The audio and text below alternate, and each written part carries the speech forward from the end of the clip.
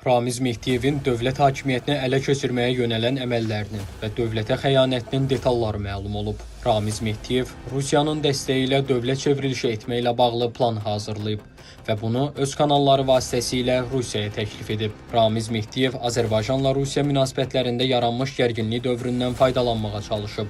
Ramiz Mehdiyev planında dövlət hakimiyyətini zorla ələ keçirdikdən sonra keçid dövrü üçün müvəqqəti dövlət şurası formatında qurum yaratmağı planlaşdırıb. Bu plan 87 yaşlı köhnə bürokratın özünün rəhbər olmasını nəzərdə tutub. Məlumata görə Mehdiyev rəhbərlik edəcəyi dövlət şurasında təmsil olunacaq şəxslərlə bağlı məlumatı da Rusiya ilə bölüşüb. Azərbaycan və Rusiya prezidentlərinin görüşdüyü düşənbədə Rusiya tərəfi özü Ramiz Mehdiyevin təklifi və onun şəbəkəsinin planı haqqında Azərbaycan tərəfinə məlumat verib.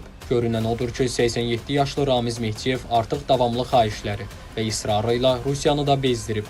Ona görə də Rusiya heç bir perspektiv vəd etməyən Mehdiyevdən tamamilə imtina edib və onun planı, şəbəkəsi ilə bağlı rəsmi Bakını özü məlumatlandırıb.